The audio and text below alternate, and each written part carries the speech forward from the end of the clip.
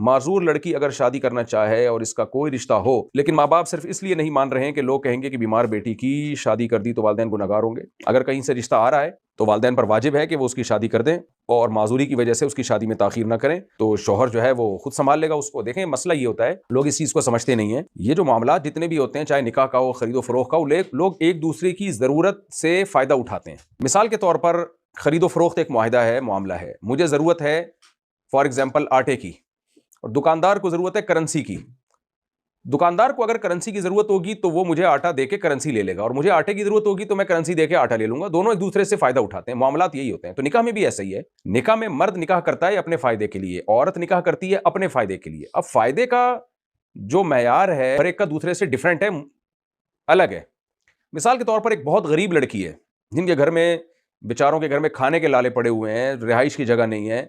उस गरीब लड़की के लिए कोई माजूर मर्द भी अगर उसको मिल जाए ना, जो उसको फाइनेंशियली सपोर्ट कर ले, तो वो उसके लिए बेहतरीन रिश्ता होता है। पिछले साल मुझे याद है, हमारे कोई जानने वाले थे, उनका बेटा है माजूर। माजूर का मतलब थोड़ा सा डिसेबल है दिमागी तौर पर, और मालदार है, बहुत पैसे वाले लोग हैं, लेकिन एक बेटा उनका थोड़ा माजूर पैदा हो गया। अब वो बेटा जब बड़ा हुआ है तो उसमें डिजायर्स भरपूर तरीके से थी। मेंटली वो सही नहीं था, यानी अब जाहिर है जब मेंटली सही ना होने का मतलब कोई मार धाड़ नहीं करता था, लेकिन जैसे होते हैं बच्चे डिसेबल होते हैं, तो दिमागी तौर पर इस तरह का लड़का है वो।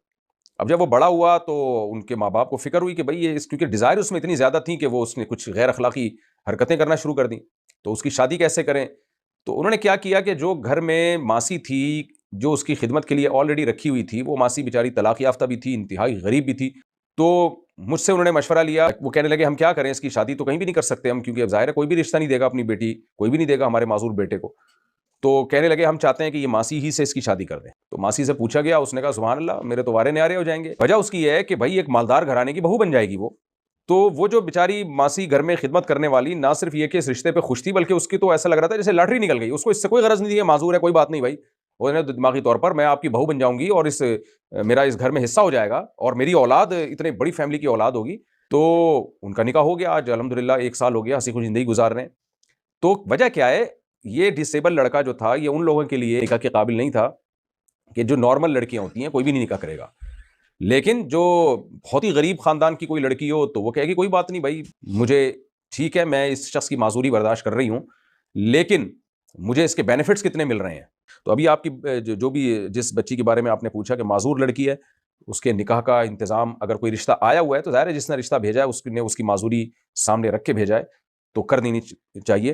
अगर शादी नहीं करेंगे तो गुनहगार होंगे। वजह उसकी है कि इस माजूर बच्ची को बहरहाल औलाद चाहिए, कल बुढ़ापे में औलाद के अलावा कोई भी नहीं पाल सकता।